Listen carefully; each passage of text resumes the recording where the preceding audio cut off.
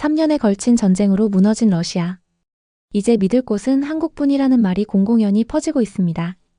극한 상황에서도 맡은 바를 정확히 해내는 한국이기에 러시아 내부에서조차 한국을 향한 의존과 기대가 커지고 있다고 합니다. 이토록 갑작스럽게 상황이 전개되는 것을 단순히 감탄만 하며 바라볼 수는 없는 상황까지 이르렀습니다.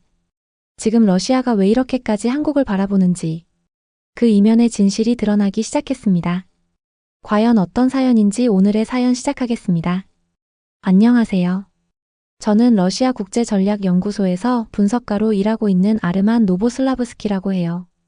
그날 저는 책상에 앉아 모스크바의 회색 하늘을 바라보고 있었어요. 유난히 추운 날이었죠.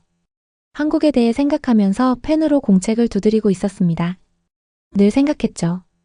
정말 작은 나라. 그렇게 중요하지 않은 나라. 왜 사람들이 그 나라에 대해 그렇게 많이 얘기하는 걸까요? 사무실은 조용했어요. 종이 넘기는 소리와 구석에 있는 낡은 히터가 딸깍거리는 소리만 들리고 있었죠. 벽에는 러시아 명소 사진들이 걸려 있었어요. 컴퓨터 옆에는 차 한 잔이 놓여 있었고 차가운 공기 속에서 김이 올라오고 있었습니다. 여기서 오랫동안 일해왔어요.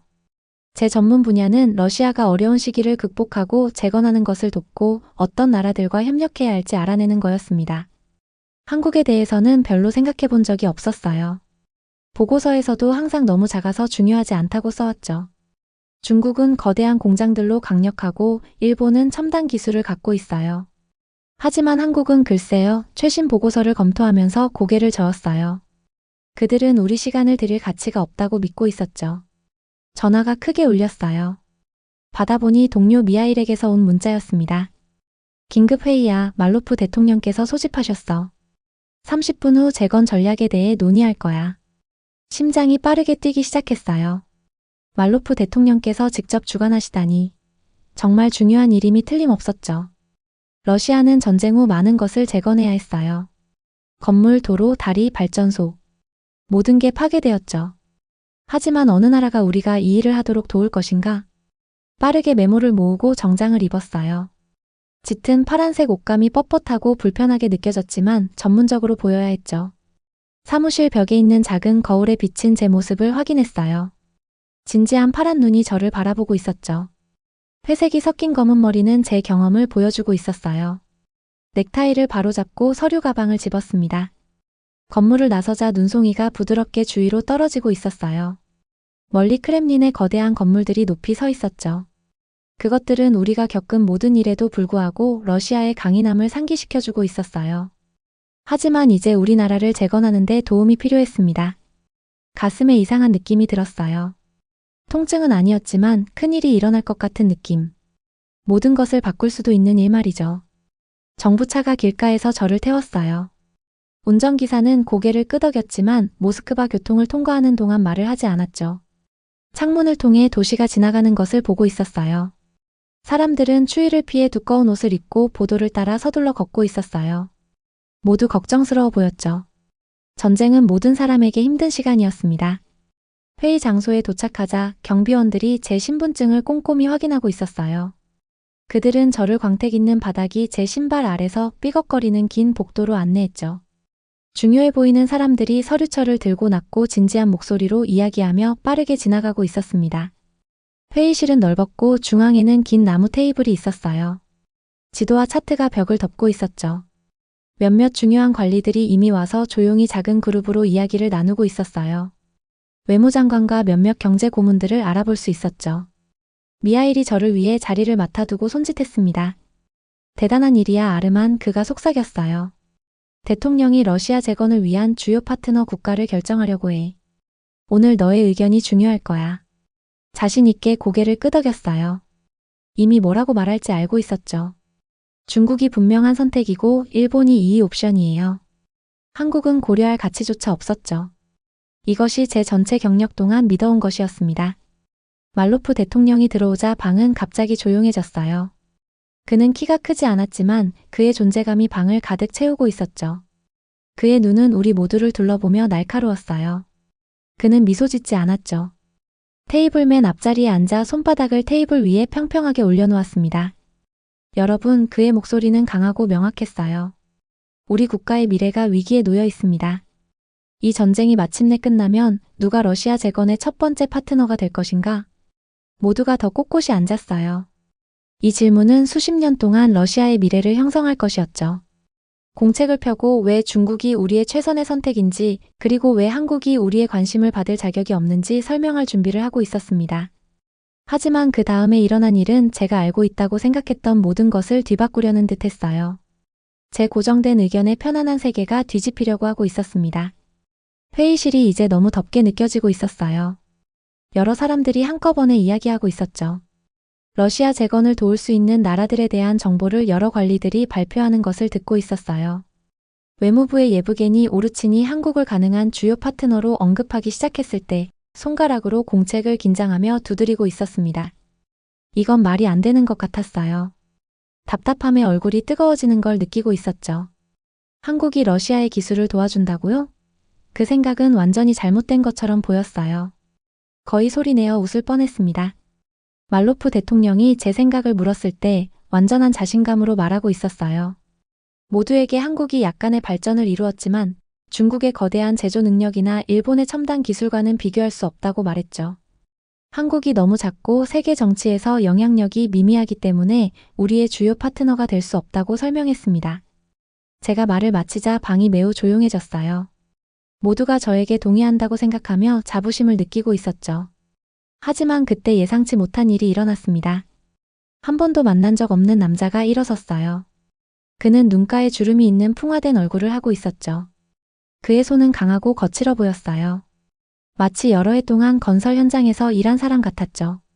그의 정장에 있는 이름표에는 미하일 바르친스키라고 쓰여 있었습니다. 노보슬라브스키 씨, 그가 차분한 목소리로 말하고 있었어요. 저는 전 세계에서 건설 프로젝트를 관리해왔습니다. 한국 엔지니어들이 다른 모든 사람들을 혼란스럽고 막막하게 만드는 문제들을 해결하는 것을 봐왔어요. 그들은 시베리아의 얼어붙는 추위와 중동에 타는 듯한 더운 사막에서도 완벽하게 일하고 있었습니다. 미하일이 방 앞으로 걸어가 큰 화면에 사진들을 보여주고 있었어요. 제가 알아보는 놀라운 건물들과 다리들이 보였죠. 세계에서 가장 높은 건물인 부르즈 할리파, 페트로나스 쌍둥이 타워, 파나마 운하 확장 공사. 한국 건설 회사들이 이 모든 것을 지었습니다. 미하일이 설명하고 있었어요. 그들의 기술과 공학 능력은 실제로 중국과 일본이 할 수 있는 것보다 더 좋습니다. 발 아래 바닥이 움직이는 것 같은 이상한 감각을 느끼고 있었어요. 이건 맞을 수 없었죠. 제 전체 경력 동안 이 나라들을 연구해 왔어요. 어떻게 이렇게 크게 틀릴 수 있을까요? 미하일이 걸어와서 두꺼운 폴더를 제 앞에 놓았어요. 이 사례 연구와 보고서들을 읽어보세요. 노보슬라브스키 씨. 사실이 스스로 말해줍니다. 회의는 계속되었지만 사람들이 무슨 말을 하는지 거의 듣지 못하고 있었어요. 제 마음은 미하일이 우리에게 보여준 것에 사로잡혀 있었죠. 정말로 이 모든 시간 동안 한국에 대해 착각하고 있었던 걸까요? 그날 밤 저는 사무실에 늦게까지 남아 있었어요. 건물은 비어있고 조용했죠. 청소부 아주머니만 복도를 따라 카트를 밀며 지나가면서 고개를 끄덕여 인사했어요. 제 책상 위에 램프가 작은 빛의 원을 만들고 있는 가운데 미하일의 폴더를 열었습니다. 보고서, 연구자료, 통계자료를 페이지마다 읽고 있었어요. 증거는 명확하고 압도적이었죠.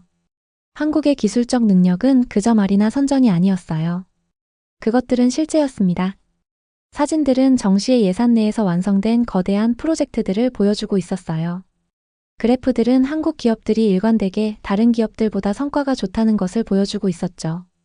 대학 시절 오래전에 제 옛 교수님이 말씀하신 것이 생각났어요. 그는 분석가에게 가장 위험한 것은 당신이 모르는 것이 아니다.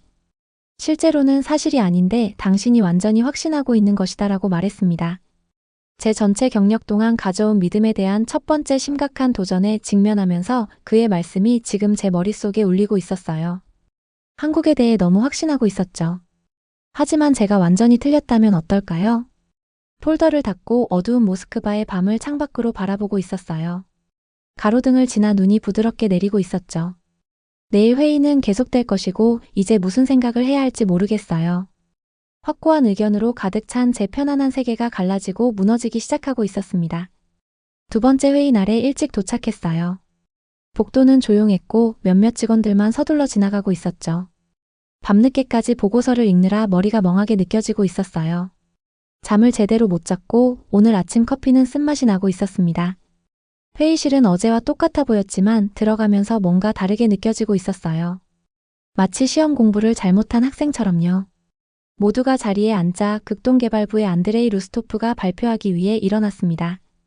그는 큰 화면에 러시아, 북한, 한국을 연결하는 밝은 선들이 있는 지도를 보여주고 있었어요.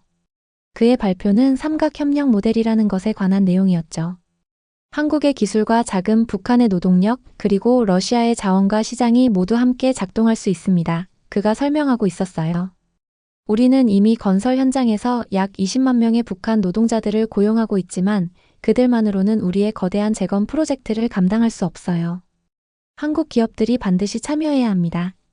그가 보여주는 숫자들의 충격을 받고 있었어요. 재건을 위한 수천억 달러.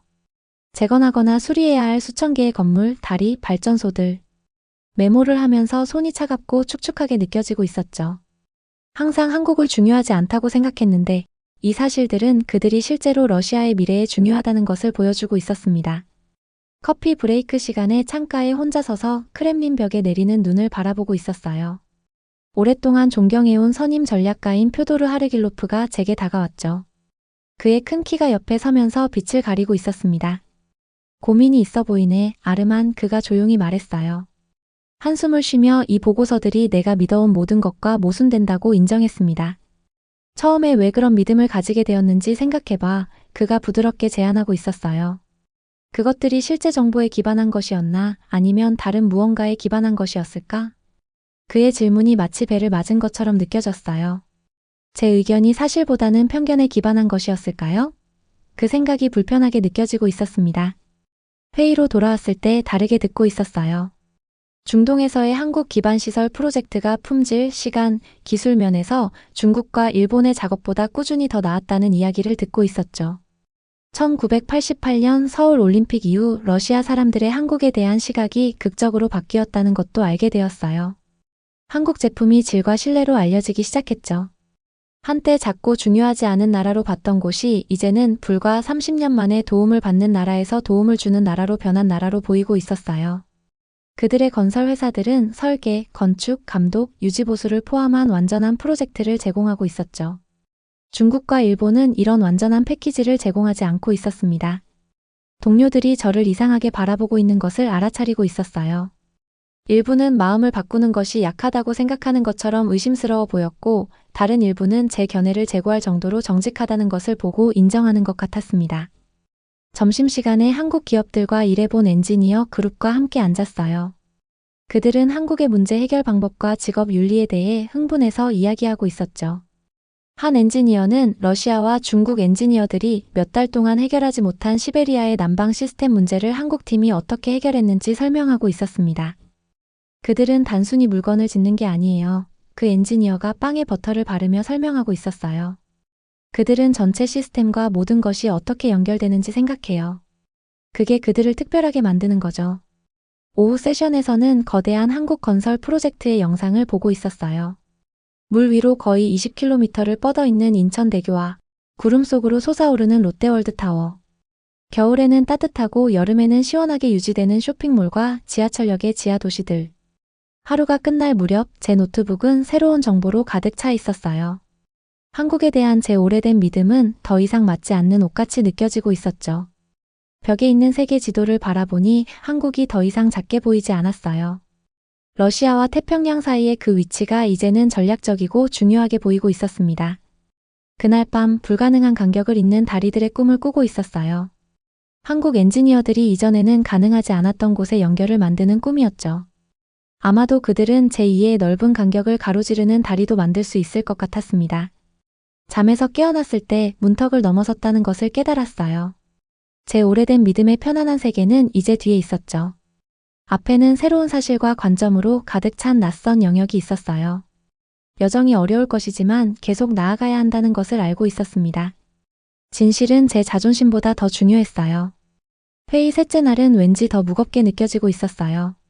바깥 하늘은 더 많은 눈을 예고하는 짙은 구름으로 어둡게 뒤덮여 있었죠. 경제 전문가들이 걱정스러운 숫자가 담긴 차트를 보여주는 동안 펜을 만지작거리고 있었어요. 러시아를 재건하는 비용은 엄청날 거예요. 전쟁으로 너무 많은 건물, 도로, 다리가 파괴되었죠. 전문가들은 은행 이자율이 20%가 넘을 정도로 물가 상승률이 매우 높다고 설명하고 있었어요. 이렇게 되면 돈을 빌리는 것이 매우 비싸지게 되는 거죠. 전쟁에서 사랑하는 사람을 잃은 가족들을 위한 비용, 무기를 만드는 비용, 전쟁으로 파괴된 모든 것에 대한 비용이 필요했어요. 모든 숫자를 이해하려고 하니 머리가 아파오기 시작하고 있었어요. 하지만 한 가지는 분명해졌죠. 러시아는 혼자서 재건할 수 없어요. 우리에게는 도움이 필요했습니다. 말로프 대통령이 천천히 일어서고 있었어요. 방이 조용해졌죠. 종이 넘기는 소리조차 멈췄어요. 그는 오늘 눈 밑에 다크서클이 있는 피곤한 모습이었습니다. 우리 극동 지역은 세계 최고의 기술이 필요합니다. 그는 피곤해 보이는 모습에도 불구하고 목소리가 단호했어요. 한국의 경험과 기술은 우리가 반드시 배워야 할 모델을 제공해 줍니다. 마음속으로는 여전히 저항하고 있었어요. 오랫동안 한 가지 방식으로 생각해온 것은 하룻밤 사이에 바뀌지 않죠. 하지만 이 모든 증거들을 눈앞에 두고 저도 모르게 다른 사람들과 함께 고개를 끄덕이고 있었습니다.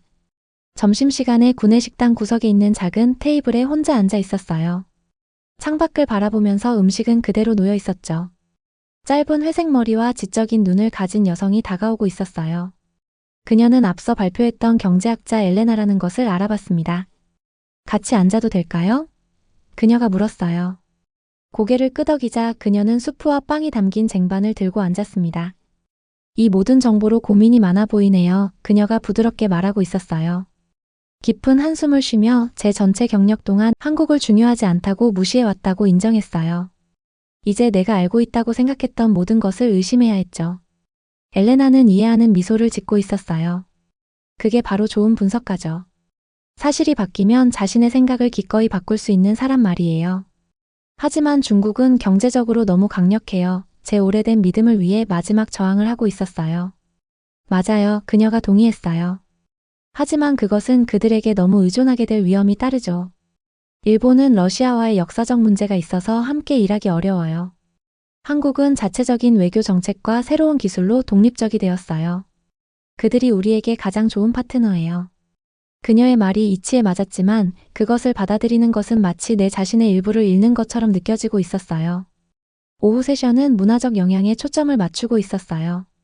러시아 슈퍼마켓에는 한국 제품만을 위한 특별 섹션이 있다는 것을 알게 되었죠. 한국 TV 프로그램, 영화, 음악이 특히 젊은 러시아인들 사이에서 매우 인기가 있게 되었다고 해요.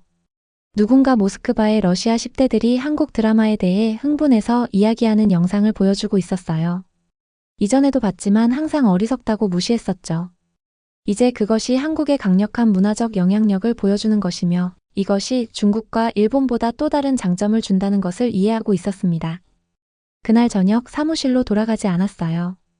대신 눈 내리는 모스크바 거리를 걸으며 혼자 생각할 시간이 필요했죠. 사람들이 집으로 서둘러 가는 동안 상점 창문은 따뜻한 빛으로 빛나고 있었어요. 전자제품을 파는 상점을 지나면서 얼마나 많은 브랜드가 한국 제품인지 알아챘어요. 삼성, LG. 그 제품들이 어디서 왔는지 정말로 생각해보지 않고 수년 동안 사용해왔었죠. 모스크바 강을 내려다보는 다리에서 멈췄어요. 물은 일부를 덮고 있는 얼음 아래로 어둡게 흐르고 있었죠. 그 강처럼 진실은 내가 인정하든 말든 계속 흐르고 있었어요. 여기 차가운 바람이 내 얼굴을 물어뜯는 가운데 혼자 시련에 직면하고 있었어요. 한국에 대해 내가 믿었던 모든 것이 잘못되었었죠. 내 편견이 나라의 이익을 해쳤을 수도 있었어요. 이 깨달음은 무겁게 느껴지면서도 동시에 어떤 면에서는 해방감을 주고 있었습니다. 이 나라들에 대해 아는 전문가로서의 정체성을 쌓아왔어요. 틀린 것은 실패처럼 느껴졌죠. 하지만 틀렸다는 것을 인정하는 것이 잘못된 믿음에 완고하게 매달리는 것보다 더 많은 용기가 필요하다면 어떨까요? 결정을 내리는 동안 눈이 코트 어깨에 쌓이고 있었어요. 편견을 버리고 불편하더라도 진실을 받아들이기로 했습니다. 분석가로서 내일은 과거의 판단에 집착하는 것이 아니라 정확성에 관한 것이어야 했어요. 집으로 걸어가기 위해 돌아서면서 다르게 느껴지고 있었어요. 직면했던 무거운 질문들에도 불구하고 어떤 면에서는 더 가벼워진 것 같았죠. 예전의 확신은 잃었지만 더 가치 있는 것을 얻었어요. 지혜는 우리가 가장 깊은 믿음의 의문을 제기할 때 시작됩니다. 내일은 회의 마지막 날이에요. 무엇을 해야 할지 알고 있었습니다. 회의 마지막 날이 창문을 통해 밝은 햇살이 쏟아지며 밝아오고 있었어요. 바깥의 눈은 다이아몬드처럼 반짝이고 있었죠. 큰 테이블에 자리를 잡으면서 이상하게 차분한 기분을 느끼고 있었어요. 지난 3일 동안의 메모로 가득 찬 공책이 앞에 놓여 있었고 옆에서는 커피에서 김이 올라오고 있었습니다. 말로프 대통령이 천천히 방 안을 둘러보고 있었어요. 그의 얼굴은 진지했지만 눈은 희망을 보여주고 있었죠. 오늘 우리는 결정해야 합니다. 그가 말했어요.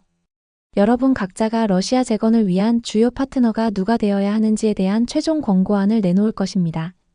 사람들이 말하기 시작하자 심장이 더 빠르게 뛰고 있었어요. 일부는 규모와 힘 때문에 중국을 추천했고 다른 이들은 기술 때문에 일본을 제안했죠. 몇몇은 유럽 국가들을 언급했어요. 손가락으로 펜을 계속 돌리며 주의 깊게 듣고 있었습니다. 제 차례가 되자 일어섰어요. 방이 조용해졌죠. 모두가 제가 늘 한국에 반대해 왔다는 것을 알고 있었어요. 그들은 제가 항상 말해왔던 같은 것들을 말할 것이라고 예상하고 있었습니다. 우리가 본 모든 정보를 바탕으로 목소리가 안정적이고 명확하게 시작했어요. 한국이 전쟁 후 러시아 재건을 위한 최선의 파트너입니다. 테이블 주변에서 놀란 표정과 올라간 눈썹들이 보이고 있었어요. 건설 전문가인 미하일 바르친스키가 살짝 미소 짓고 있었죠. 말로프 대통령이 관심을 보이며 앞으로 몸을 기울이고 있었습니다. 이유를 조심스럽게 설명하고 있었어요. 한국의 건설 기술이 다른 나라보다 뛰어나다고요. 그들은 중국과 일본이 하지 않는 방식으로 프로젝트를 완전하게 관리한다고요. 그들은 우리 땅과 연결되어 있기 때문에 일본보다 유리하다고요. 중국과 함께 일하면 생길 수 있는 의존성 문제를 만들지 않는다고요. 러시아에서 그들의 문화적 영향력이 이미 강하고 긍정적이라고요. 그들의 기술은 단지 기계와 건물에 관한 것이 아닙니다. 계속 말하고 있었어요. 그것은 그들이 문제를 어떻게 해결하는지, 다른 환경에 어떻게 적응하는지, 그리고 시스템 전체를 어떻게 생각하는지에 관한 것입니다. 시베리아에서 중동까지 그들은 어디서든 일할 수 있다는 것을 증명해 왔습니다. 마지막 말을 하기 전에 깊게 숨을 들이쉬고 있었어요. 제가 이전에 한국에 대해 가졌던 견해가 잘못되었다는 것을 인정해야 합니다. 증거는 분명히 그들의 능력이 우리의 재건 노력의 가장 중요한 분야에서 중국과 일본 모두보다 더 낫다는 것을 보여주고 있습니다. 말로프 대통령이 한동안 저를 지켜보고 있었어요. 그러고는 고개를 끄덕였죠. 정직한 분석에 감사합니다. 마음을 바꾸는 것은 쉽지 않죠. 회의는 합의와 함께 끝났어요. 러시아는 서방 국가들과의 긴장에도 불구하고 한국과의 관계를 강화할 것이었죠. 방을 나가면서 동료들이 제 등을 두드리고 있었어요. 일부는 감명받은 듯 보였고 몇몇은 제 마음의 변화에 혼란스러워 보이고 있었습니다. 그날 나중에 모스크바 거리를 새로운 눈으로 걷고 있었어요. 지나가는 한국 자동차들이 눈에 들어왔죠. 상점 창문에는 한국 제품이 진열되어 있었어요. 큰 간판이 한국 TV 프로그램을 광고하고 있었고요. 이런 것들이 항상 여기 있었지만 전에는 정말로 보지 못했었죠. 연구소로 돌아와 동아시아 파트너십에 대한 새로운 분석을 작성하기 시작했어요. 사무실이 어떤 면에서 달라진 것 같았어요. 더 밝아진 것 같았죠. 동료들이 제 바뀐 견해에 호기심을 갖고 들러보고 있었어요. 일부는 그들이 이전에 무시했던 한국의 능력에 대해 질문하고 있었습니다. 어떻게 그렇게 완전히 마음을 바꿀 수 있었어요? 한 젊은 분석가가 물었어요. 미소를 지으며 대답했죠. 마침내 믿음 대신 증거를 보게 되었어요. 그 후 몇 달 동안 러시아와 한국 관계의 강력한 지지자가 되었어요. 블라디보스톡에서 첫 공동 재건 프로젝트가 시작되었을 때 그들은 저를 개막식에 초대했습니다. 선선한 가을 공기 속에 서서 한국과 러시아 엔지니어들이 함께 일하는 모습을 보고 있었어요. 그들은 테이블에 청사진을 펼쳐놓고 언어의 장벽에도 불구하고 흥분해서 이야기하며 다른 부분들을 가리키고 있었죠. 그들의 얼굴은 공유된 목적과 존중을 보여주고 있었습니다. 제 여정은 단지 한국에 관한 것이 아니었어요. 편견이 저 같은 신중한 분석가도 어떻게 눈멀게 할 수 있는지 직면하는 것에 관한 것이었죠. 진실은 항상 데이터 속에 있었고 제가 그것을 보기를 기다리고 있었어요. 한국 엔지니어가 러시아 팀에게 새로운 건축 기술을 보여주고 있었어요. 그들은 모여서 질문하고 관심을 가지고 고개를 끄덕이고 있었죠. 그들을 보면서 미소 짓고 있었어요. 가장 중요한 재건은 콘크리트와 철강으로 일어나는 것이 아니라 마음과 관계 속에서 일어나고 있었어요. 저부터 시작해서 말이죠. 제 여정에서 배운 것은 단지 러시아를 위한 새로운 파트너십 전략이 아니었어요. 그것은 더 큰 무언가였죠. 우리의 가장 강한 믿음조차도 우리의 가장 강한 질문이 필요하다는 거예요. 진정한 지혜는 내가 틀렸고 이제 분명히 보고 있어요 라고 말할 만큼 용감할 때 시작됩니다. 차가운 블라디보스톡의 바람이 얼굴에 불어오고 있었지만 속은 따뜻하게 느껴지고 있었어요. 때로는 가장 큰 힘이 오래된 생각을 굳게 지키는 것이 아니라 변화할 용기를 갖는 것일 수도 있었습니다.